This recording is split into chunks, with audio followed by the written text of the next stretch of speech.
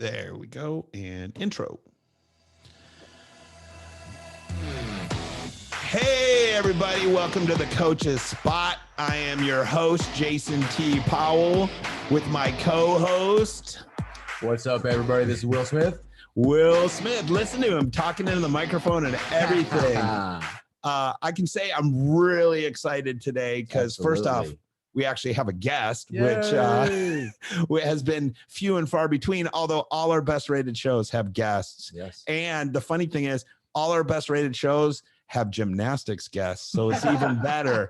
So today will be no different, I am sure. I am so excited to introduce y'all to Kirk Mango. Yeah. He is, I don't have my glasses on, but I wrote everything really big so I can read it. So, although I know most of it, he Division I champion at NIU, which Northern Illinois University is my old stomping grounds. I used to go to DeKalb all the time.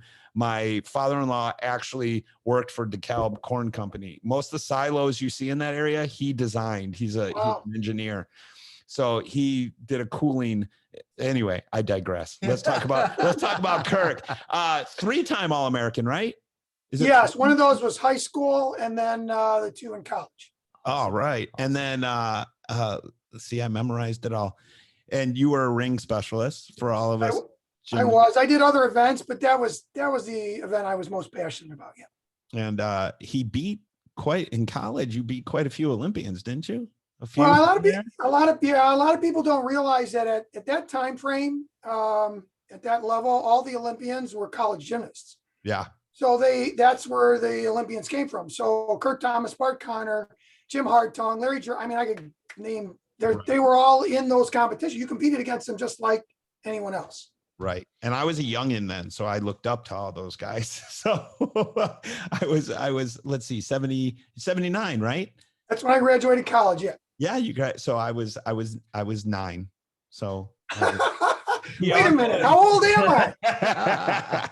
That's weird because now we're the same age. It's so yeah, weird. Exactly. It's hard to graduate college when you're 5. How do you look younger than me? That's so weird. Well, once you get to 60, you start going backwards. You go backwards. So we met in between because you're already like back to 50, right? Yeah. He also wrote the book Becoming a True Champion. Yes.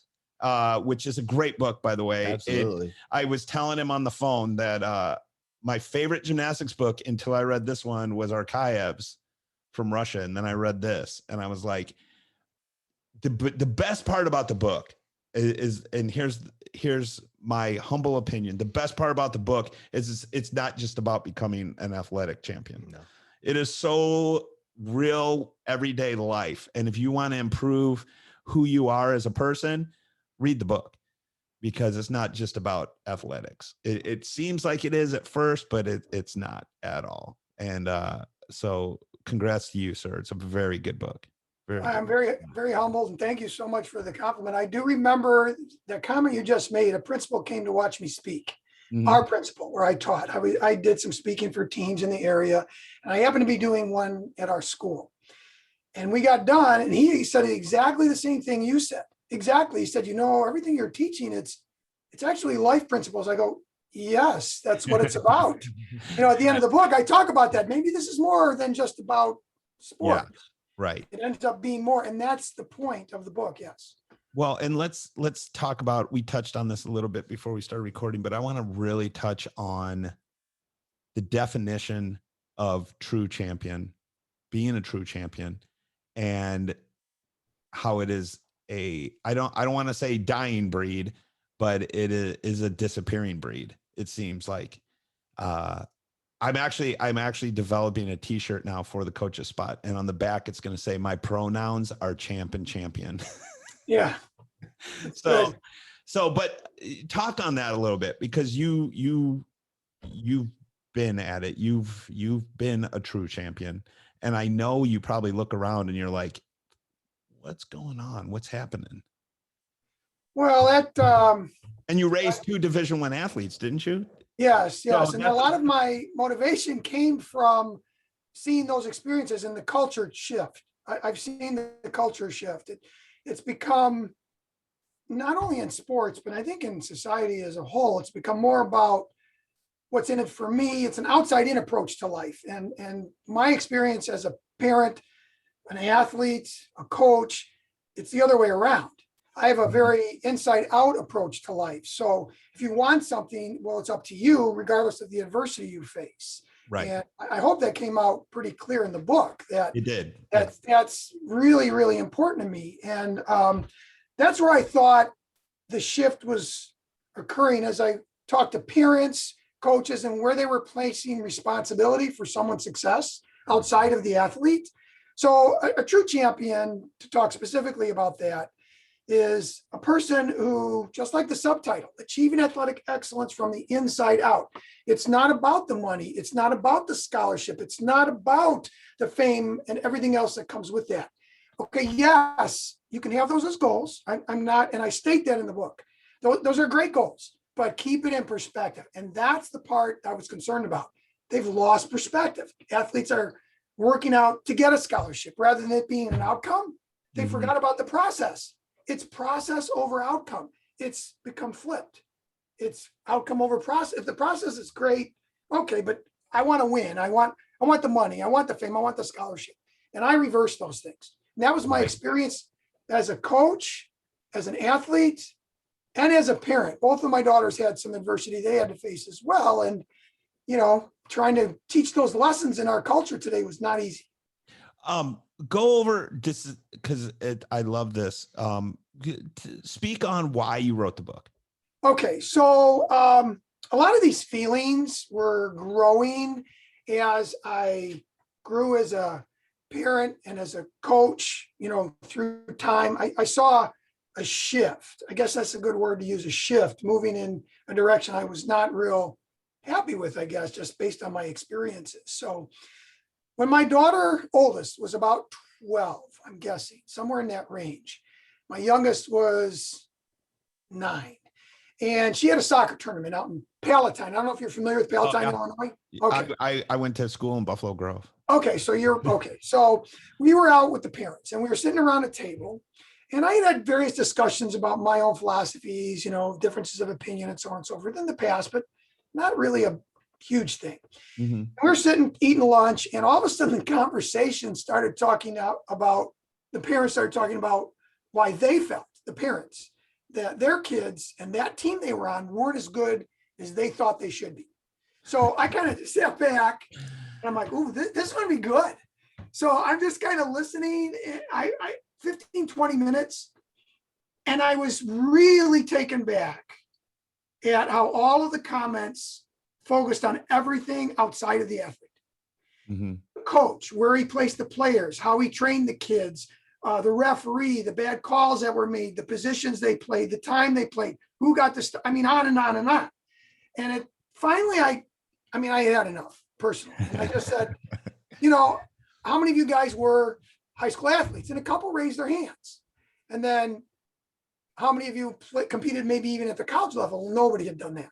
And how many of you competed against anyone in anything outside of college, at a national or elite level? And again, there was no experience there. And I just said, look, I'm just here to say that what you're talking about is completely different than my experience as an athlete. I've experienced those things and competed against some, world-class athletes. And I'm telling you, it starts with the athlete. So they kind of listened a little bit, but you know how that goes. It kind of ended the conversation. Right. Conversation died. Everybody just looked down at their it's food. just like, Next subject. okay, let's talk about lunch. What are you getting? So I got in the car and I remember saying to my wife, and I'd never even thought about writing a book or anything, let alone traditionally publishing it, which is a whole story in itself. Right. And I wanted the credibility that went with it. I thought that was important for what I was trying to teach rather than self-publishing it, because that's a whole nother path. Mm-hmm. So I got in the car and I said, honey, if you'll excuse the expression, they kind of have it ass backwards. And I really think I could write a book that would help people. And she looked at me like I was nuts. So that's really was the impetus to writing the book. And I started, I think, 2002 and didn't get it published until 2012. It took that long. I got Nadia Comaneci wrote the forward for me, and I Right. got that Yeah. connection through Bart Connor. Bart Connor's married to her. Yeah, So that's kind of how that all meet. worked out. Yeah. Yeah, we went to their meet last year. I had a girl. Here's where it starts with the athlete. Here's a decent story. So I have this girl, and I've coached her for years. I'm actually at a new gym now, but the gym I was at, I was there for 10 years. And Pally, so Pally, Okay. if you're listening, this is for you.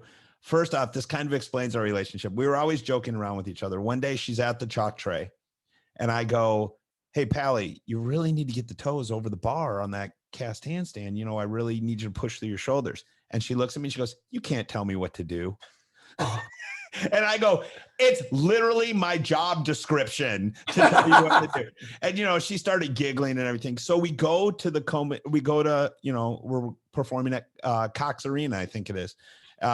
We just had watched the college gymnast the night before, and she's a level 9, and we're on vault. And she had this huge souk, one of the few kids still throwing souks. So she had this huge pike souk. She goes down the first time, hits the pike. It's pretty nice. We're walking back down the runway. She looks at me and she goes, "Hey, I'm going to lay it out." I'm like, "You've never gone to a hard surface ever." And she's like, "Yeah, I'm feeling it." And she jumps on the runway and she does, this isn't even just for the story, the most beautiful laid out, flat hips, gorgeous souk ever, laid out, lands it. I have it on video. I still tell people, "Hey, watch this video." Because it was just her mentality. But she was to the point, she, as an athlete, was like, "I'm going to take responsibility." And she's 14 years old at the time. So she's like, "I'm going to do it. I feel it. I'm going to go for it." And I'm glad her and I had that kind of relationship where she could say, because if I would have said, "You know what, you're not ready," she wouldn't have done it. Right. But we had that kind of relationship where she trusted me. And I said, "You know what? The pike looks so good. Yeah, let's go ahead." So and you trusted her. I trusted her. There's another good example. I trusted her. I knew she wasn't going to freak out. I knew she was a competitor.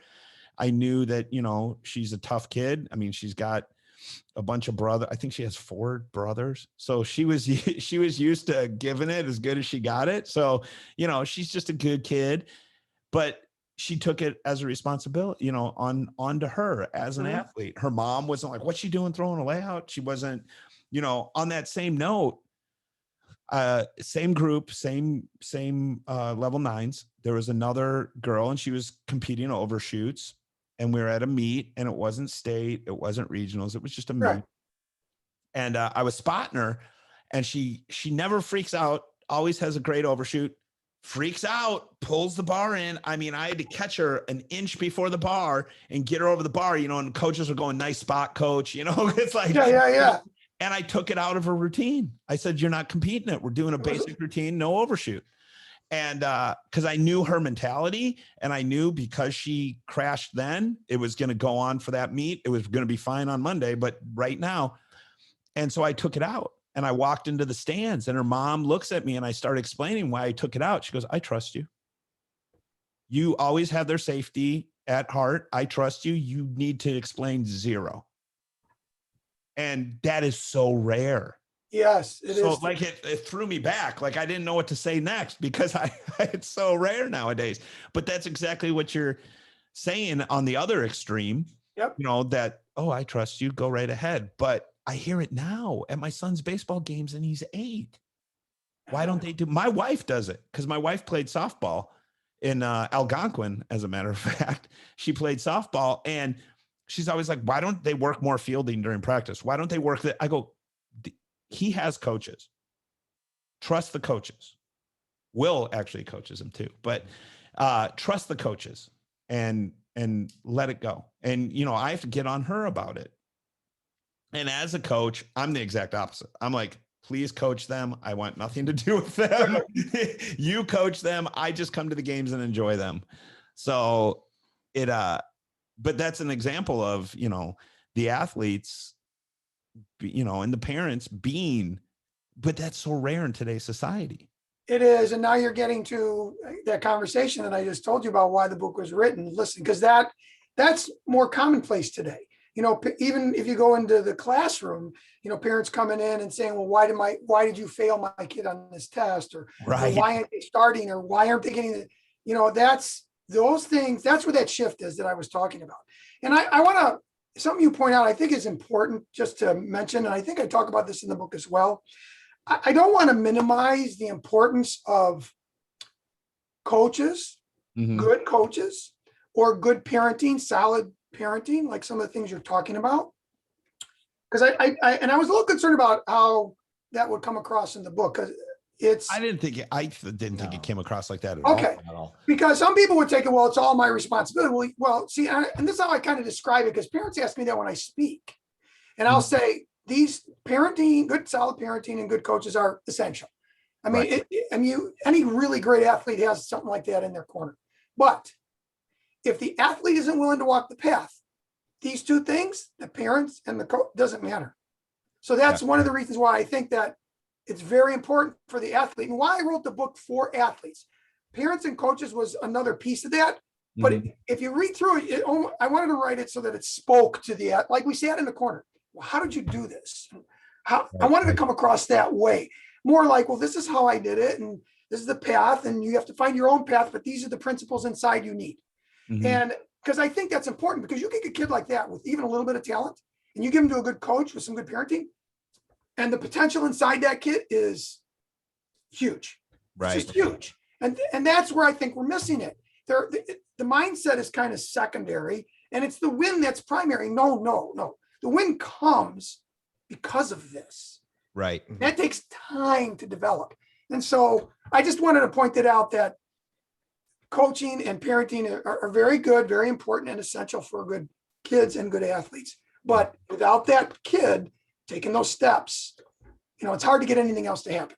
You also mentioned in the book, and you touched on it a little bit, about my favorite parts were when you wrote down things that destroy being a champion. Yeah. And you mentioned the faux pas, which parents never want to hear, which is gym hopping. Yes. And changing coaches. And you and I both have seen that destroy a career. Yep. Because I think parents, especially, and I love parents to death. I had a parent last night. We sat down and talked for 10 minutes. I'm like, anytime you need me, you just ask. Because I love communication with the parents, because it's funny, they pay so much, especially in club program, volleyball, baseball, as the three of us can attest to, and gymnastics. You're paying all this money for a club program, right? I mean, volleyball is not cheap when it comes. No, I know. My youngest did that. Yeah, I know. It is not. Soccer is the same way. It is not cheap, and you're paying all this money for coaching, and hopefully great coaching, and they have your kid for 4 hours, and then as soon as your athlete gets in the car as a parent, you undermine 4 hours of great coaching. And my parents are like, always ask, what can I do as a parent? You can say, good job. How was your day? And there's always tomorrow. That's it. That's all you need to do as a parent. And that's a hard thing, because I'm a parent, and I know that's a hard thing, but I actually cherish that as a parent, that I get to do that part of his life. I get to just be like, there's tomorrow, buddy. Yep. But they can destroy it right there. But I'm glad you touched on in the book. I'm glad you touched on, even, for a brief moment, gym hopping and how detrimental, and not just gymnastics. I'm talking about every sport. Every sport. See, people tend to get very selective, like that's their sport they're involved in, and they think this only happens in my sport. Yeah. And that's another reason I wrote the book. People say, well, in the covers, you notice, is not a gymnast. I had an option from the publisher to choose a gymnast. And again, that picture of the track guy, that was chosen by student athletes at my school. Oh, that's awesome. I did not choose I brought all the pictures to school, and I talked to girls and guy athletes from freshman year to senior year in all sports. 100% of them chose that picture.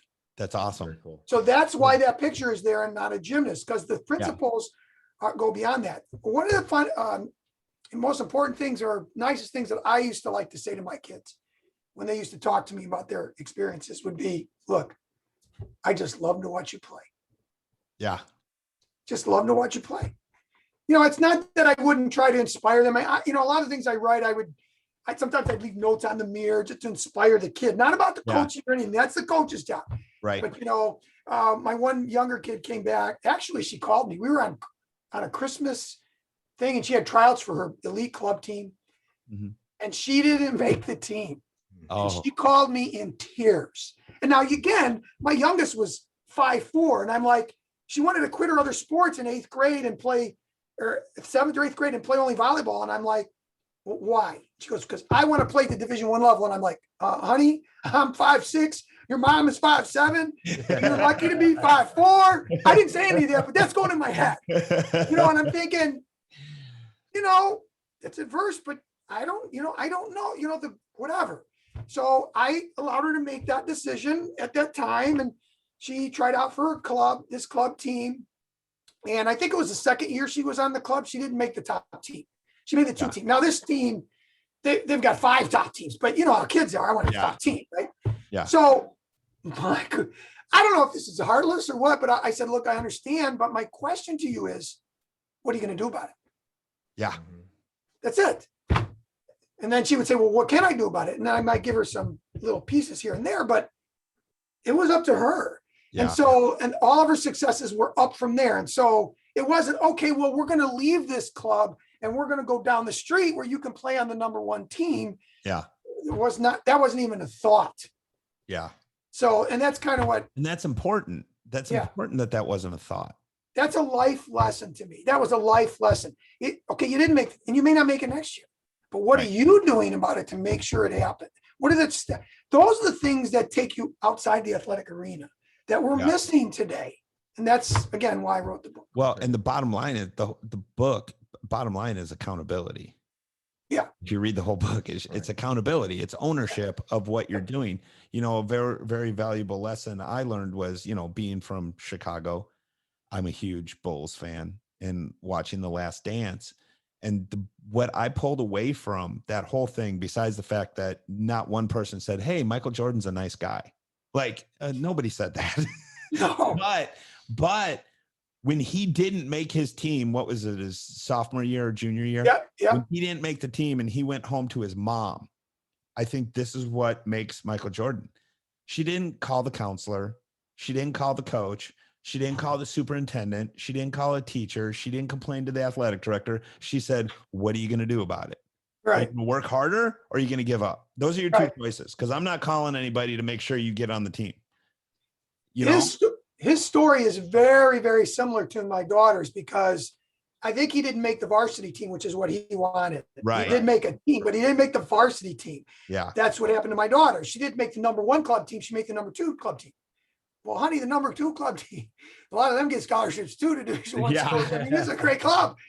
That's not what she wanted. Okay, I'm fine. It's like when she wanted to leave her other sports. Okay, this is what you want, and this is what you want to do. Here's the path. It's up to you. Right. That's kind of how I parented them.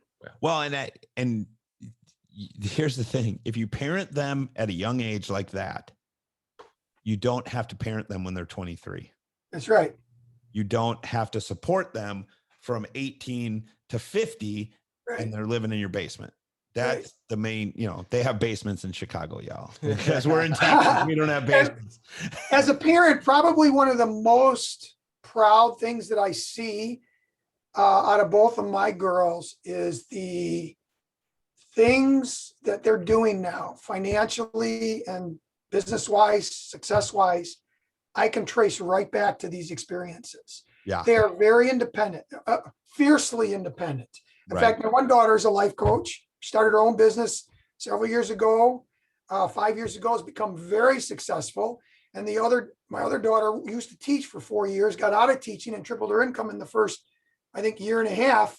And she's very successful for something to do with software. I forget what company she's at. She was actually headhunted into the company she's at. Nice. So, but the main thing isn't the amount of money they're making. It's the things that allow that to happen. The things that I can trace right back to her sports experiences.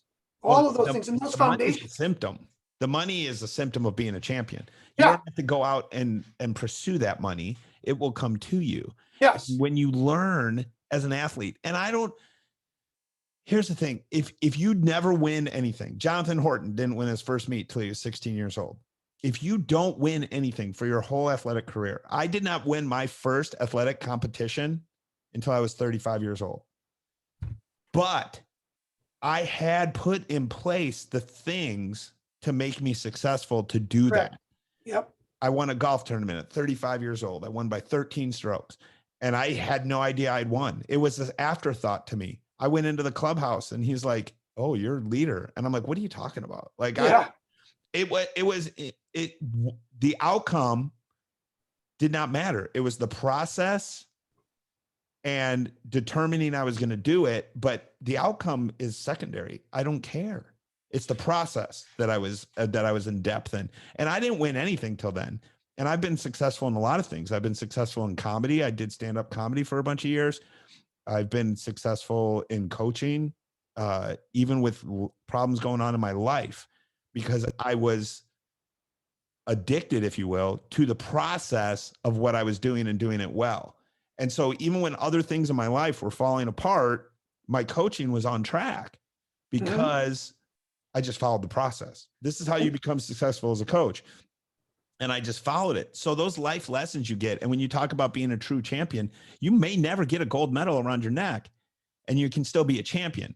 Just Absolutely. like there's plenty of people that have a gold medal around their neck that, they're losers. Yes, I agree. 100%. So, and to me, and I said this to my daughter, my oldest daughter one time, I told her when she was telling me all of the accomplishments that she had in the company and what they were doing for her because of that. And I said to her, this is what it was all about. Yeah. It wasn't about the scholarship, this piece. It's the idea, because even if you leave this company, those same things you'll bring with them somewhere else. They're inside, they're intrinsic. Right. Now, a funny story that I tell parents when, or not funny, actually, just relative to what you're saying.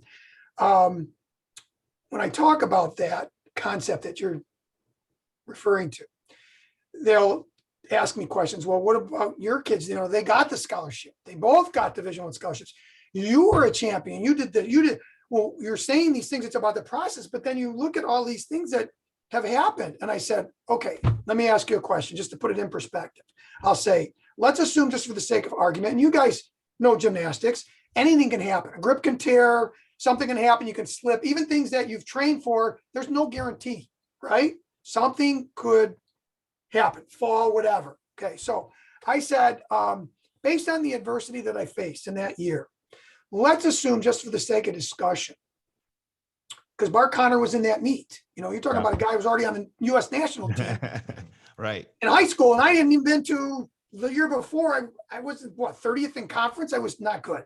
So let's just assume, for the sake of discussion, that I placed 4th. And they said, okay. I said, all right. So did I learn anything less? That was my question to them. And they just looked at me like dumbfounded.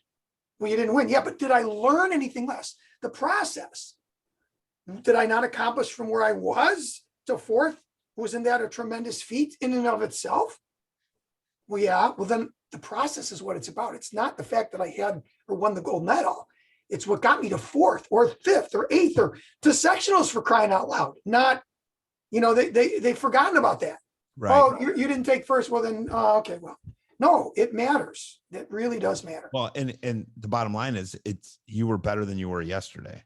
Yes. And that's the bottom line. People, like, I lift weights. I didn't start lifting till my son was born, because he called me a superhero. And I'm like, well, now I want to look like a superhero because he called me a superhero. So I started lifting weights, and then I tore my Achilles, and then I hurt my shoulder. Had to have my shoulder reconstructed from all the years of spotting. And I was out for a little bit, and I'm back now, and I've been lifting again and everything else. When I look and I'm like, that's what I want to look like, I look at The Rock. Okay, I'm 5'8". I'm never going to look like The Rock. I'm never going to be 263 pounds and 8% body fat. That's what I would like, but I just try to be better than I was yesterday. Yep. And that's what I told that little gymnast that missed her overshoot. I told her one day, because she's very hard on herself. She's very type A, which is very gymnastic orientated. Yep. And I said, look, your only goal is to be better than you were yesterday. And I'm going to tell you something. There's going to be days you fail and you're not better than you were yesterday. You were better yesterday, be it soreness, be it a pulled muscle, be it anything, be it that your boyfriend broke up with you, whatever there's going to be days you fail. And then guess what? You get up the next morning and you try to be better than you were yesterday. That's right. And then that's a big focus in the book. Yeah. And then guess what happens? You one day you turn around and they're putting a gold medal around your neck and you're like, where'd this come from? Like, I was just trying to be better than I was yesterday. Well, it comes from those little steps. Yeah. Right. Those little steps up that ladder. Absolutely. And there's so many cliches that go along with it, but they're all true. They are. And in the cynical world we're in right now, nobody believes them anymore. No. Well, they see the end result. Propaganda.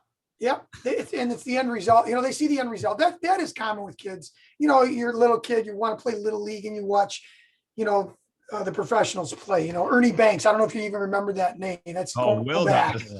Okay. So, you're looking at him and you're watching him play and you're like, so that's the learning part, because the kid does not, they don't see the connection yet between where they are and that piece. They don't know that the path they've traveled.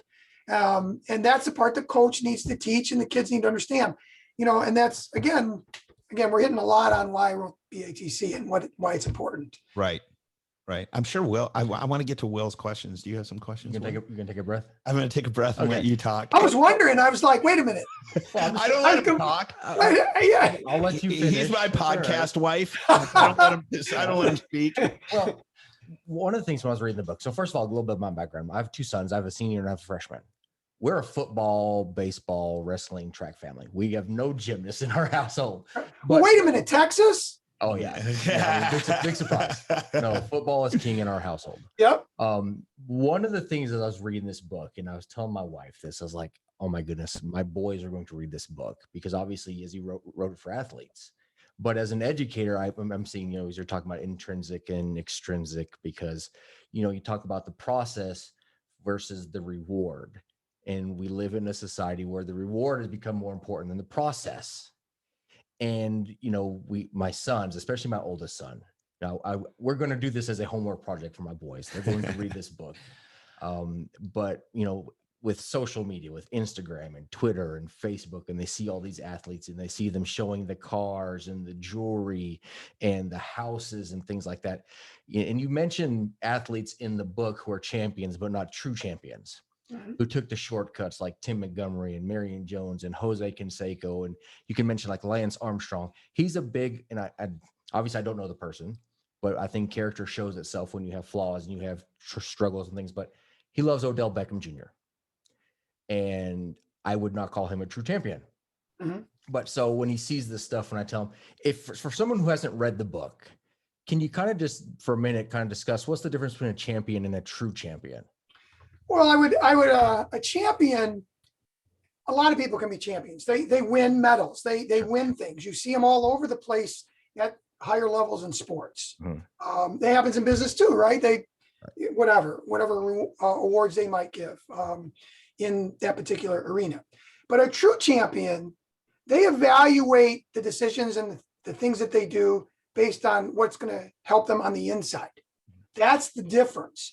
There's more weight on the character part, the pieces that build you from the inside out. Again, like the subtitle. And that's the difference, where the champion just wins and may have horrible character. There's a whole chapter on character in the book, basically. Right. So that's, to me, is where there's a huge difference between just a champion and a true champion. A true champion is looking beyond just today and the win and the money, and is looking at how it builds them on the inside. I think Jason's story about how he had won that golf tournament and didn't even know it. See, that speaks to that, because he was more concerned about the process. It's hard not to become a true champion when you're focused on that process piece, because character needs to be part of that. And I think I talk in the book about the athletic code, that whole story in there. that is hard for kids today. I understand the peer pressure, but what they need to understand is what being able to say no to things like that brings to their competitive table. Yeah. Because it's hard. Anything that's hard, that's good for you, that you push yourself through, is going to build on that grit. I don't even mention the word grit in the book because the whole book is grit. Yeah. Yeah. You can't go through the book and do the things in the book without developing grit, inner grit. And so that's the thing that I think is important, that separates the champion from the true champion.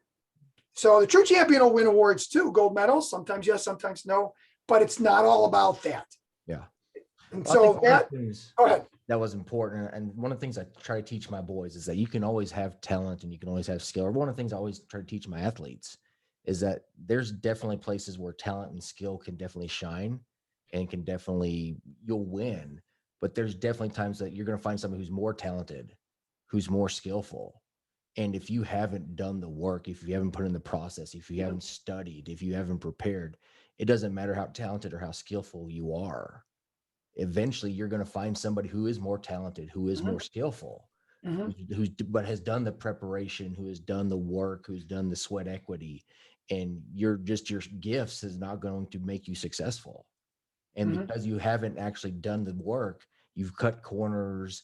You've just hoped, and you thought that you could just get by on your talents, and then and all of a sudden you can't go back, and you don't know why, and you become frustrated, and then you try to cut other corners, whether it's performance enhancements, things like that, and then all of a sudden you find yourself frustrated and angry, and then you just flat out cheat. I think the best example of that is if you ever watch Hard Knocks on HBO when they cut these guys from these football teams. They cut, what do they cut down from 70? Those are like typically mid 80s down to 53. Yeah, mid 80s down to 53. Yeah. And these guys that are getting cut are unbelievably talented. Absolutely. The best of the best. 95% of the time they're lazy. Yep. They're not in the film room. They show up late for film. They're not in the weight room when they're supposed to be. And the trainer's like, where are they? And they have to go look for them. Those are the guys that get cut because they're not in the process. When you get so into the process that all the fear, all the things on the outskirts go away. Yep. Because you're so focused in, and you get so focused in on the process, you forget about everything going on around you. And there's not time for fear. There's not time to question if you're going to mess up. There's not time to do that because you're you're in that process. And there's so many examples nowadays. And I don't want to be cliche with all the examples that there are out there, but for people that look around, I think a good example would be Tim Tebow. Tim Tebow, if you look from the outside, looks like he failed in the NFL. Right. And if there's anything he's doing now, it's winning. He's winning life. Absolutely. Right. And a lot of people would say, well, he was a failure in the NFL. No, he's winning at life. Have you seen his wife and his life? But he's also addicted to the process. The man still looks like a Greek god. Yep. Like he's still and that people forget that too. They forget ministry is absolutely phenomenal. Yeah. He's an unbelievable human being. Yeah. And no matter what your belief system is, he's still anybody that lives the life by example. Instead, I mean, he also preaches, but he has ministries, but he lives the life by example. He could have easily stopped kneeling after touchdowns when everybody was criticizing him. He could have easily stopped, but he said, no, this is who I am. And he got into that process. And that might be, a lot of people would have bailed on that. And they said, no, I want to be successful. I want more Instagram followers. I want all these things. So I'm going to be this way now. And he could have gone the exact opposite. Yeah, he's a good example. He's a really good example of getting stuck in the process where people from the outside might look in and say, oh no, he failed. Yeah, well, that's because you don't follow him now. That's the point I was trying to make about the story I was telling the parents about myself when I said, if I took fourth, did I learn anything less? See, because the focus is on that piece, not the medal. Can I speak to that talent thing that you brought up a minute absolutely. ago? Please. Okay. So talent is an interesting piece. You need it to be successful in sports. I mean, obviously, but it's an intangible. Like, how do you, Absolutely. a coach just says, oh, you're talented and you're not, I'm like, wait, I mean, what would my coach, and you both read the book, correct? So, my story. So would my coach, before that situation happened, have said I was talented enough to win a state championship? Yeah. I don't think he would have. See, so it's an intent. And I don't have any control over it. I have no control over my talent. It's born in. Right. At least to the extent. I mean, I see talent a little differently. I see it like a balloon, like when you're so focused in the process where there's the limits to each person's individual talent, but nobody knows what that is. Right. I don't know what mine with. Nobody knows. So eventually you're going to expand that balloon and it's going to increase only so much, right? But nobody knows what that is. What you do have control over is those intrinsic pieces, the choices, the process, those things that you do along the way.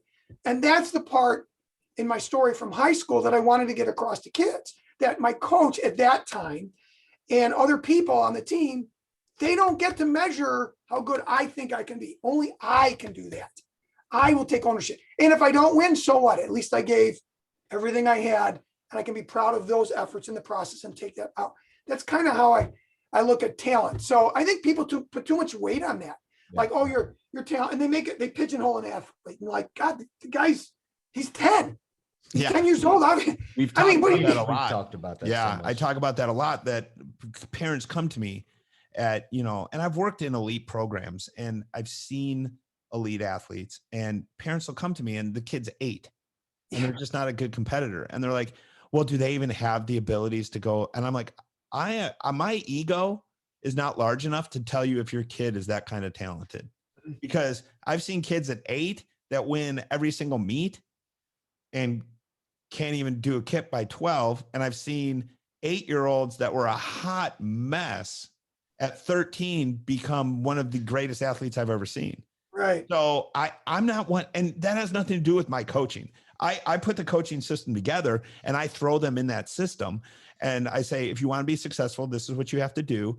But I'm not a screamer. I'm not a yeller. I'm not going to force them. I'm like, this is the system. I know it works. If you apply yourself. So I think from that standpoint, I think that's where you are underestimated by coaches and talent. Cause I think athletic talent, people can see from the outside, but that inner talent to be determined, I think has a lot to do with your parents. And then it has a lot to do with that inner strength that you brought to the table, that other, you said you woke up one day and you said, I'm done sucking. Yes. Well, I actually saw that guy at that meet. I saw the guy at that meet. Yeah. And the attitude was, that's how good I want to be. I'm like, holy, that's not, because sooner or later, what all people, and your daughter can speak to this because she's a life coach, what all people have to have in common, no matter how good your coach is, one day they have to get sick of their own BS. Mm-hmm. And they have to say, I can be great, or I can be better, or I can be whatever word you want to use. And then the true talent kicks in then, right, which is all exactly what you spoke on, from the inside out. Right. That's where the true talent lies. As a coach, and maybe it's just my experiences, because coaches and I around the office, we get in discussions about this. And I would take the approach, if I had a kid come to me that, say, was a hot mess, like you had explained, and said, look, I want to do this. My attitude toward that would be, okay, here's the process. This is the path. My attitude would not be what I see a lot of coaches do, say, well, I got to be honest with you, I'm not sure you have what it takes. Yeah, you're not good enough. Yeah, I'm not in that position to do, I would never do that. No. Because I've seen, and there are too many examples of the opposite happening. Mm-hmm. Person being told, you'll never be good enough. I experienced that, and have the exact opposite come out of that. So let the kid's outcome happen the way it happens based on what they put in. Absolutely. They'll learn from that. Why crush his dream? I could never crush a kid's dreams like that. Well, that's why you're a good educator, though. And that's why the book came across the way it does come across, because you learn that. And I have athletes, and I will have had athletes that come to him and say, I want to be in the major leagues or whatever. And what we do as coaches is we write out the plan. Yep. Say, okay, this is what you have to do that. Now, if you want to do that, that's up to you. Well, I think talent, I mean, define what is talent. Can you jump out of a building? Maybe not. Can you outrun everybody else? No. But can you learn such a defined detail, the focus, the skill that you become a great engineer through athletics? Absolutely. Can you become such a great leader in a team that you become a great CFO or CEO? Absolutely. All that stuff comes through athletics because you became such a through you focused and you became such a great athlete, but you weren't the fastest person. You weren't the strongest person. And you didn't have a coach that said, no, I'm sorry, you can't be an athlete. You allowed them to pursue their dreams through athletics because here's the reality. None of us are going to be an athlete. Like we can still pursue athletics. Right. We can be professional athletes. Nobody is all their life. Right. It just doesn't happen. Well, it ends sometime. Absolutely. I don't care how great you are. Right. I think I can still be on the senior PGA tour. Eventually, you're going to take those golf clubs and they're going to go 6 feet under. That's true. I mean, that's true. But for any coach to say, no, I'm sorry, you can't do this. Yeah. But I see it all the time. That to happen? It's always. Absolutely. Football coaches in our area are notorious for doing that. Oh, yeah. For saying, and then saying you can't, and I'm like, let that happen. If maybe you're right, maybe you're wrong. Yeah. See, I don't want to err. If I'm going to err, I'm going to err on the side of the kid makes that decision on his own, not me. Yeah. That's where, and kids will surprise themselves. They'll, like you said, a kid at 6 or 8 is not the same kid at 14. Yeah. 15. And the kid at 14 is not the same kid at 21. I myself was a late bloomer. I mean, my God, I didn't grow hair in my chest until I was well into college, for crying out loud. I didn't reach my physical peak until after I graduated college. I remember coming back for an alumni meet. My coach looked at me and he's like, "You're better than you were when you won nationals." I'm like, "But I can't do it." It was over. Gymnastics. You couldn't go to the Olympics as a specialist. That's another thing they don't know about gymnastics. In my era, they have some of it now, but you either all around, you could be the best in the world on an event. In fact, I know some people that never got to compete at the Olympic level because it's not like track. Like if you're the fastest sprinter in the world, you want to do the 100-yard dash, you can just do that at track. Right. You can't do that in gymnastics. Yeah. So that's it. Your career's over and you move on to something else. Like you said, it's going to end. And even if you could, even for the Olympians, that's going to end too. Simone Biles, it's going to end for her too. Right. There's a perfect example of someone who is a hot mess.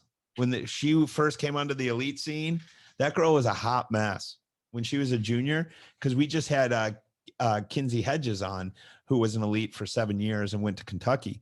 And her second to third last year, Simone came onto the scene and she said, "Oh my Lord, she was everywhere." But there's a prime example of someone that, her determination and everything else, just, Jonathan Horton, again, another. And I say to anybody, any football, especially football, if Gary Fensick can play safety right in the NFL, that's a great anyone can.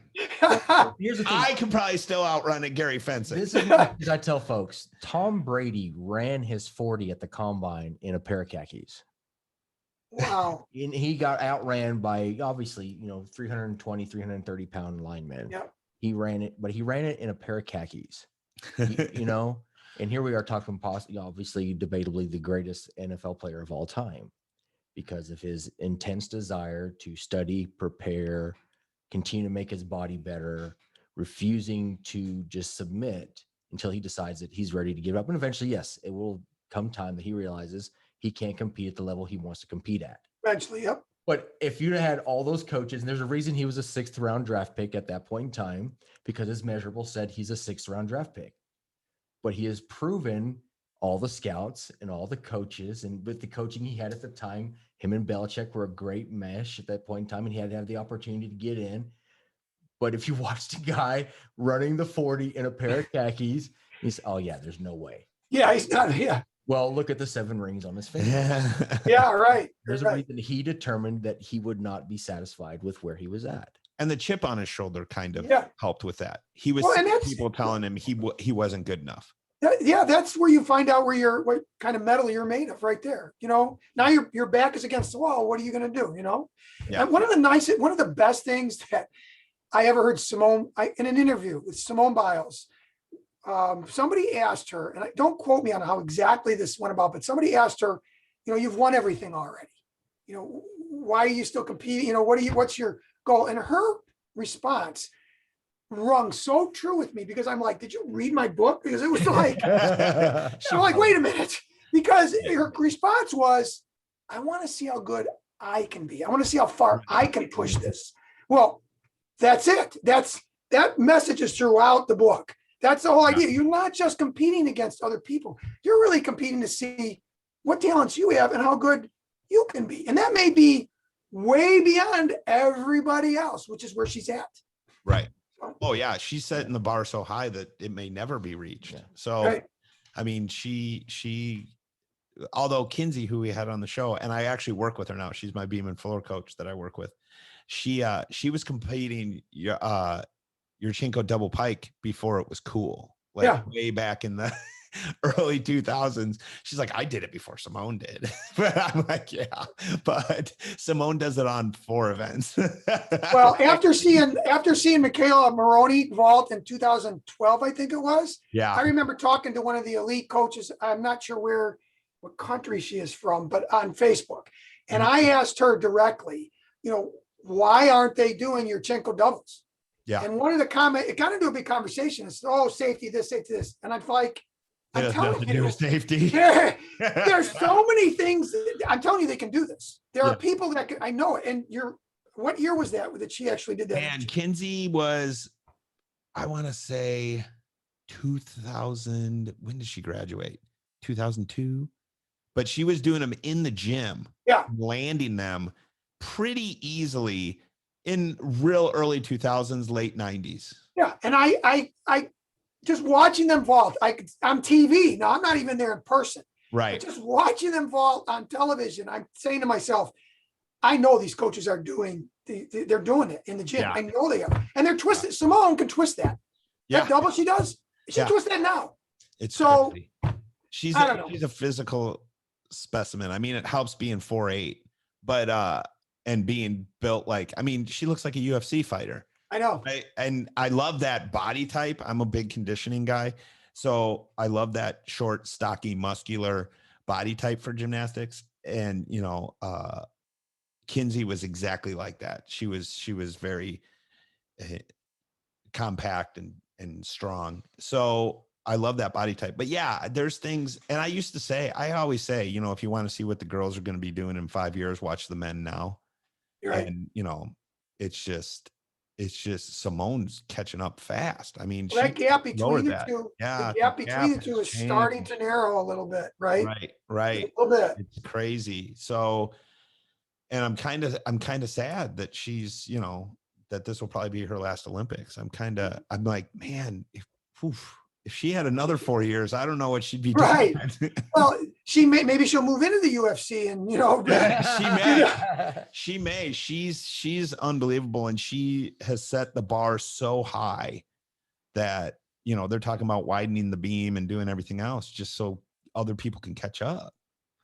So it's crazy. I mean, she's definitely that next. She's the Jordan of gymnastics. I mean, oh yeah, definitely. And this by is a long shot. Yeah. I mean, and it's amazing. Cause I mean, I coached my first coaching experience as a head coach. I was coaching floor at a level 5 meet. And I look to my left and it's Valerie Lukin and Kim Zameskel. And I look to my right and it's Kurt Thomas. So I'm the only person coaching floor at that time that did not have some kind of medal. And I'm like, I didn't even, what am I doing here? Are we at nationals? No, this is a level 5 meet. Why are they here? And at one time, Valerie Lukin, was close to that Michael Jordan status, but then Simone came along and said, I'm going to change everything. Well, how many people a sport that's measured by tenths of a point can fall off 2 of the events and still win the all around? I've never seen that ever. It's like winning a Super Bowl by 72 points. I know, it's like crazy. It's crazy good. Yeah, it's a cool. I'm sorry for COVID because I'm like, man, Olympics would have been spectacular. So hopefully it will be this year. But it's just, I mean, people deserve to see her do gymnastics. And it always reminds me of that movie, The Cutting Edge, that old ice skating movie. But there's one scene that resonates with me as a coach. And I say it to my girls all the time. And I'm like, you know what would be nice? If you could go out and show these judges what I get to see in the gym every day. Oh, that's good. I'm like, and I tell my girls that all the time. And then they're always like, shouldn't you be doing that in a Russian accent? Isn't that from the coach's head? I'm like, if I do it in Russian accent, you listen better. I wouldn't even attempt to do a Russian accent. You've heard so many of them. But Kirk, it's been a joy to have you on. Awesome. This was a really good conversation, and I think a lot of people are going to learn from it. Please get his book. Yeah, the book's awesome. The book is so good. I got one more question though. Oh, sorry. Oh. I want to creep it on your Facebook page. Obviously, it looks like you're a DC fan. Yeah, I'm a big sci-fi fan. All of that. So my sons and I, we have this fight probably about once a month. What's better, DC or Marvel? Oh my gosh, I like them. I try not to, place things in categories, but I would say, Okay, I don't know. It's hard. Who's the best superhero then? Well, I like Superman and Thor. Okay, So there's one from each, right? gotcha. Okay. Yeah. But it's hard for me to pick. I do think that the Marvel tends to have films that are a little bit more elaborate, Right. a little bit better in some of their writing, but I like both of them. It's hard for me to pick. Depends. There you go. I'm a huge Wolverine guy. I like him too. I Wolverine like and X-Men, Hulk. all of them. A Wolverine and Hulk, and Yep. then of course my evil side likes Deadpool. So Well, my wife loves that. She loves dark- Deadpool. my dark humor wishes I was Wolverine or Deadpool. Deadpool. But, I'm kind of on that darker side All right. of. What about you, Will? I'm straight up corny. I'm a huge Spider-Man fan. Oh, Spider-Man. Spider-Man. I like Spider-Man. I was I thinking like. Superman. I mean, I go all the way to the. Go ahead. Oh, I was going to say Superman for Will because of his value system. Superman is just straight up white bread corny to me. I mean, Well, and I like him, but it's like if the rock, if a piece of rock is the only thing that can stop me, and then my son's obviously is there my really son, bravery? My son's going Is that what you're massive. saying? No, it's just like he's just too plain generic. But then my son's going this massive tangent because they are both total comic book nerds, and they tell me all this other stuff. I'm like, okay, that was not like it was when I was growing up. And I know. way too much stuff for me, and we argue this all the time because they're both total DC fanboys, and I'm like, Marvel's better. But I say that just to. I think the movies in Marvel are better. Yeah, Yes. I would agree with that. But I think the comic book wise, I think they're both pretty even. They're good. And then I would give it to Marvel if it wasn't for Batman. Batman is too dark. That's what I love about it, though. And That's why he likes Deadpool. Yeah, and I love the fact that he's like, "What's my superpower?" And he's like, "I'm rich." Like that. I know. I see. That was good. Then you guys saw the most recent. Yeah, was that crazy? It was a It totally. was way better than the first. Oh, way better. totally different movie. Totally different. And it sets up the universe so much better. But it was also 4.5 hours. So, I watched the whole thing one sitting. did you really? I sat through the whole thing.